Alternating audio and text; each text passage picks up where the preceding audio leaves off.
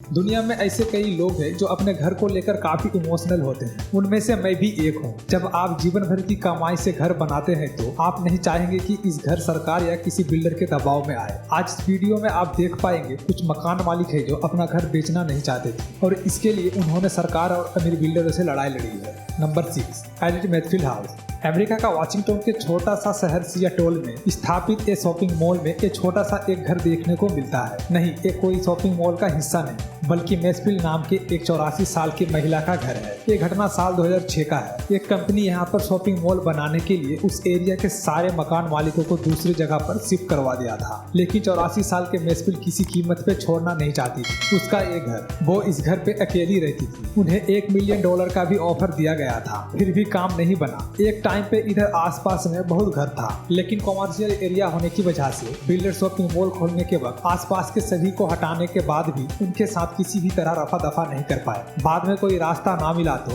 उनके घर के चारों ओर से शॉपिंग मॉल बना दिया। बिल्डर्सों ने उनके घर का कोई नुकसान भी नहीं किया, लेकिन 2 साल बाद ही मैथफील्ड मारी जाती है और मरने के वक्त वो सेहत नसीहत करके जाती है कि इस घर को बिल्डर्सों को गिफ्ट कर दिया है। लेकिन बिल्डर्सों ने बाद में इस घर को कुछ भी नहीं किया या शॉपिंग मॉल में भी तब्दील नहीं किया, बल्कि अब भी ये घर वहाँ पे है। और ये मैथफील्ड हाउस इतना फेमस हो जाता है कि अब लोग वहाँ तस्वीर उठाते हैं, सेल्फी लेके आते हैं। मैथफील्ड की जीत की वजह से ये घर अब भी टिकी हुई है। नंबर 5, लू बाओजर। चाइनीज सरकार जेजियांग स्टेट में एक हाईवे बना रहा था। उस रोड के बीच एक घर पड़ता है जिसमें लू बाओजन और उनके पत्नी रहते हैं। सरकार ने उसे घर तोड़ने कहा तो उसने इनकार कर दिया, क्योंकि उनका कहना था उसने एक घर $95,000 में बनाया है और सरकार सिर्फ $35,000 देना चाहती है। लू के आसपास के सभी अपना घर तोड़कर कहीं और चले गए हैं, मगर वो नहीं गए। Number 4, Austin springs. अमेरिका का वाशिंगटन शहर के चारों ओर बिल्डिंग के बीच में इस मकान मालिक का नाम है ऑस्टिन स्प्रिंग। 80 के दशक में इस स्थान पर नई कंपनी का बिल्डिंग बनाना शुरू हुआ। फिर कई मकान मालिक अपने जमीन या घर बेचकर कहीं और चले जाते हैं, लेकिन ऑस्टिन अपना घर नहीं छोड़ना चाहते थे। ऑस्टिन ने कहा कि बिल्डर्स जमीन की उचित कीमत नहीं देना चाहते थे, इसलिए वो सहमत नहीं थे। तब बिल्डरों ने उसके घर के चारों ओर बिल्डिंग बना दी और ऑस्टिन ने फिर अपने बगल के कॉमर्शियल एरिया को देखकर एक पिज्जा की दुकान खोली, लेकिन उसके नुकसान से बैंक का लोन बढ़ गया और इस वजह से एक घर बेचना पड़ा सिर्फ $7.5 लाख पे। लेकिन ऑस्टिन इससे पहले $15 लाख का डिमांड किया था।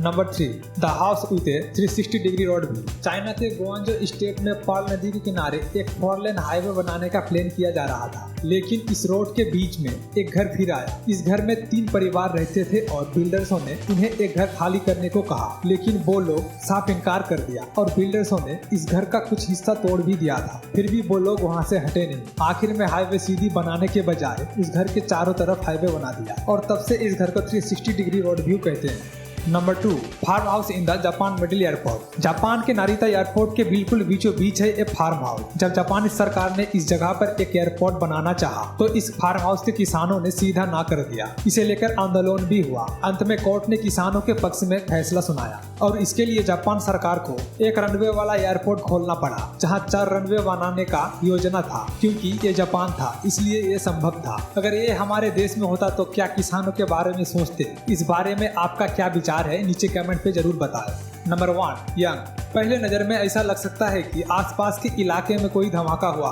और ये इमारत किसी तरह बच गया है, लेकिन असल सच्चाई ये है कि 3 मंजिला इस घर को बेचने से इनकार किया था। चाइना के हुए सिटी में चाइनीज गवर्नमेंट एक हाईटेक इंडस्ट्रियल पार्क बनाना चाहते थे। यंग के आसपास के पड़ोसी सरकार से ना लड़कर चले गए, लेकिन यंग सरकार को कोर्ट तक ले गए थे अपने इस घर को बचाने के लिए। फिर सरकारी बिल्डर्सों ने यंग के घर का पानी, गैस, बिजली सब कुछ के लाइन काट दिया था। यंग को फिर पानी लाने के लिए 1 किलोमीटर दूर जाना पड़ता था और रात में मोमबत्ती जलाने पड़ते थे। आखिरकार 2 साल बाद कोर्ट ने उनके पक्ष में फैसला सुनाया। और ऐसा करने से आपके साथ क्या हो सकता है, कमेंट में बताएं। व्यूअर्स, आशा करता हूँ आपको ये वीडियो पसंद आया होगा और ऐसे ही और भी वीडियो पाने के लिए इस चैनल को सब्सक्राइब करके पास के बेल आइकन को बजा दीजिए।